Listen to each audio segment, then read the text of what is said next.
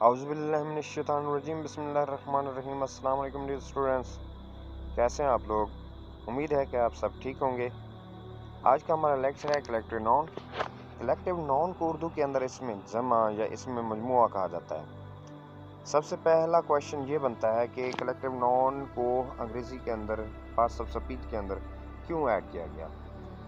کیونکہ ہمارے پاس proper noun بھی تھے، کامن ناؤن بھی تھے، concrete, abstract noun, material noun وغیرہ بھی ہیں، اور اس کے بعد کلیکٹیو ناؤن کو بھی ڈال دیا گیا۔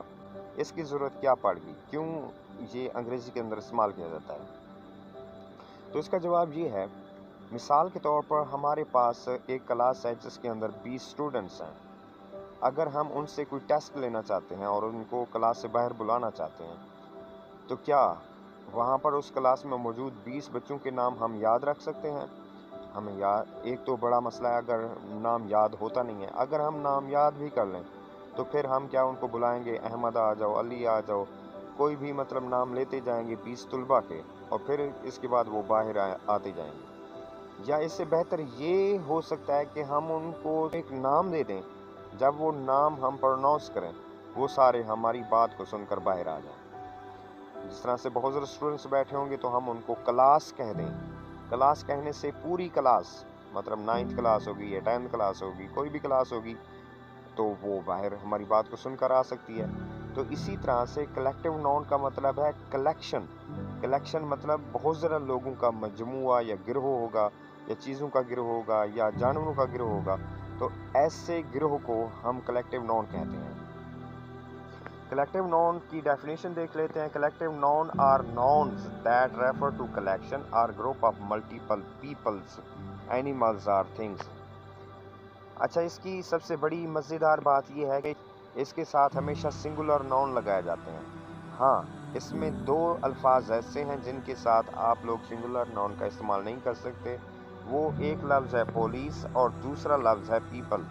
پولیس اور پیپل کے ساتھ آپ لوگ پلورل کا استعمال کرتے ہیں۔ باقی جو جتنے بھی لفظ ہیں، جس طرح سے class, army, police, crowd, team, nursery, set, audience, bundle, pair, cluster, album, crew, staff, group, company, gang, hive, four, jury, herd, flock, fleet, majority, assembly, club and tribe, ایٹیسیوا۔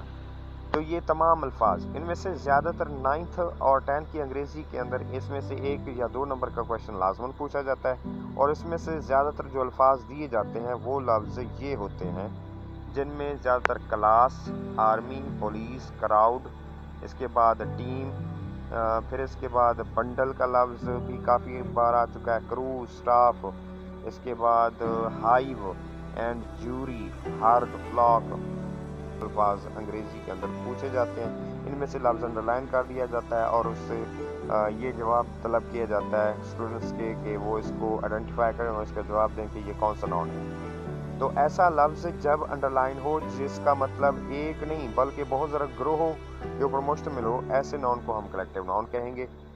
جس ناؤن سے ایک ہی ذات کے کئی افراد یا چیزوں کے مجموعے کا مفہوم پیدا ہوتا ہے اسے کلیکٹیو ناؤن کہا جاتا ہے۔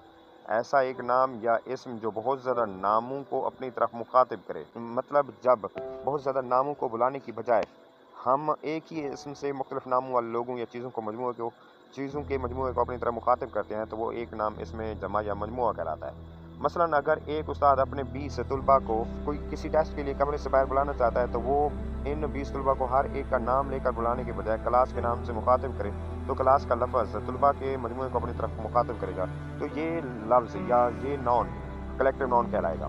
اسی طرح سے آرمی، پولیس، گینگ، ہجوم، جیوری وغیرہ کے نام بھی ایک ہی ذات کے بہت زیادہ لوگوں کو اپنی طرف مخاطب کرتے ہیں۔ اسی طرح یہ اس میں مجموعہ ہے۔ مثال کے طور پر دیکھیں، کلاس کے اندر بہت زیادہ اسٹوڈنٹس ہوتے ہیں، ایک اسٹوڈنٹ ہوگا تو ہم اس کو اسٹوڈنٹ کہیں گے۔ اب بہت زیادہ اسٹوڈنٹس اکٹھے ہو جائیں گے تو اس کو کلاس کہا جاتا ہے۔ اسی طرح سے آرمی کے اندر ایک سپاہی ہوگا تو وہ مطلب ایک بندہ ہے، وہ سپاہی ہو سکتا ہے، جنرل ہو سکتا ہے، کرنل ہو سکتا ہے، کمانڈو ہو سکتا ہے۔ اسی طرح سے پولیس ہے تو پولیس کے اندر ڈی پی او، ایس ایچ او، بہت سارے لوگ سپاہی، سولجرز وغیرہ موجود ہوتے ہیں۔ اسی طرح سے کراؤڈ ہے تو کراؤڈ کے اندر چلڈرن بھی ہو سکتے ہیں، اولڈ مین بھی ہو سکتے ہیں، ویمنز بھی ہو سکتی ہیں۔ اسی طرح سے ٹیم ہے تو ٹیم کے اندر بھی بہت سارے مطلب لوگ ہوتے ہیں، 11 لوگ ہوتے ہیں تو جا کر ٹیم بنتی ہے۔ اسی طرح سے جتنے بھی الفاظ یہاں پر دیے ہوئے ہیں، یہ ایک بندہ ہوگا تو ہم اس کو ایک الگ چیز، جس طرح سے مثال کے طور پر اسٹاف ہے تو اسٹاف کے اندر मतलब किसी स्कूल का स्टाफ है तो उसके अंदर एक इंग्लिश पढ़ाने वाला टीचर होगा, कोई मैथ पढ़ाने वाला टीचर होगा, तो अलग अलग मतलब लोग मतलब अलग अलग चीज़ों के ऊपर मुश्तमिल होंगे। जब उनको एक जगह पर मुखातिब करना होगा, मिसाल के तौर पर कोई प्रिंसिपल अपने स्टूडेंट्स कहता है कि मतलब स्कूल के स्टाफ को बुला के ले आओ, तो उसका मतलब होगा ना एक टीचर नहीं बल्कि बहुत सारे टीचर जितने भी स्कूल के अंदर मौजूद हैं वो सारे उससे मुखातिब किए जाएंगे। अब इसको लिखने के कुछ कायदे हैं।